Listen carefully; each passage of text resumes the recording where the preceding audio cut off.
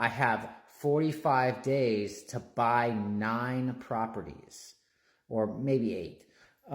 And so I have to get good deals. If I don't spend all the money, I have to pay a large amount of taxes on the money. So I have the choice, either I buy a house or I pay taxes. I sold one of my rental houses and I'm doing a 1031 exchange into new properties.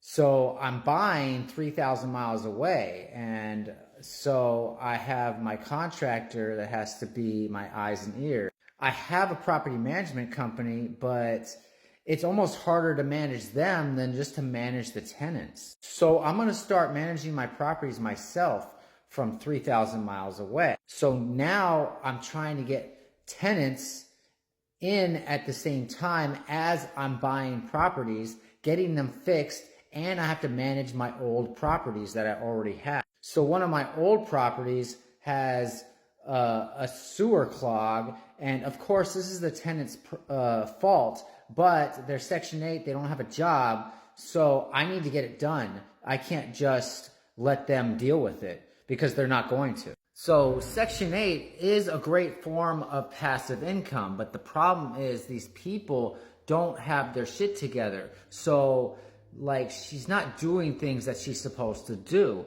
She was supposed to return these air conditioners and she didn't do it. She's supposed to pay the water bill and she hasn't done it. She's supposed to pay the sewer bill and she hasn't done it.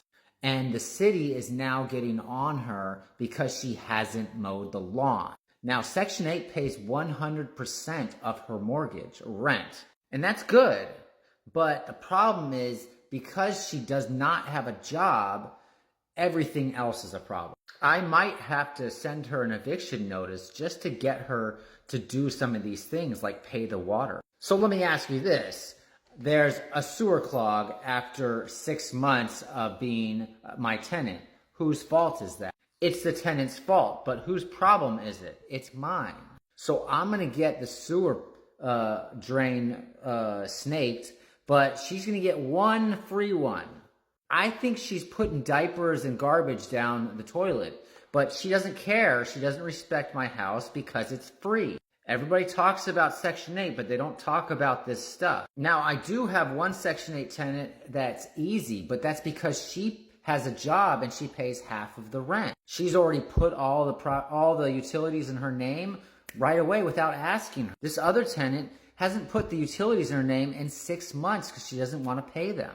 So that tenant aside, I got one house that I closed on July 3rd. This is like the end of July now.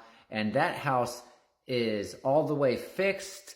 I had an inspection and now I have to fix some little stuff so I can pass. So I'm trying to get a tenant for that house, but I just closed on 3 more properties. So now I have to get them fixed, I have to get them rented, and I have to deal with 1 billion tenants. And of course, all of the Section 8 tenants are crazy. They want the $1 million houses because what's better than getting a free house? A free $1 million house, of course. So they're super picky. They're like, I want a new toilet. I'm like, what is this? I'm like, the toilet works. Why does it need to be new?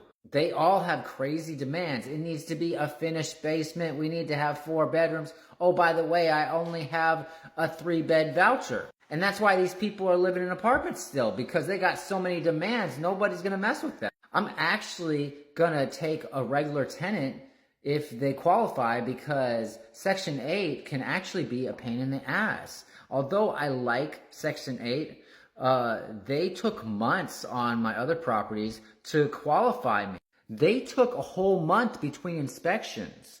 They needed to look at my house. They complained about the yard being too tall, and then a month later, of course, I mowed the lawn, and of course it was tall again because they took a month to re-inspect it. Now, don't get me wrong. Once I get these properties rented, I'm going to do really well on them. And it's going to be a really good cash flow. But the problem is it's just constant problems as I'm getting them buying and rented. And then even just as they're rented, they're still going to have problems. Also, I've never managed my own properties before, so I need to get leases, I need to get applications, I need to screen tenants, I need to figure out how to decide which tenants to take and which ones not to take, because this area, it's a low income area, so I can't expect the most out of a lot of these people. It's just like with Section 8, obviously they're not going to have 3 times the rent in income because they're low income. So because they're low income, their credit scores aren't that great. So I'm really just looking for a Section 8 tenant that has the 3-bed voucher that doesn't have any evictions or any weird criminal record. And even that is tough to find. How do you get evicted when Section 8 is paying 100% of your rent? Well, a lot of these tenants have that on their record. And again, it's like when they're getting free housing, how can they respect it when it's free? So I have 20 days to buy 4 more properties because I have to fulfill the 1031 exchange.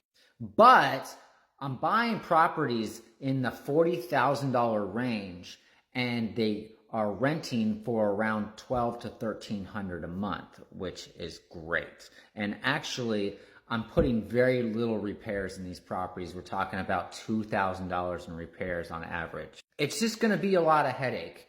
But once they get rented, it should be good.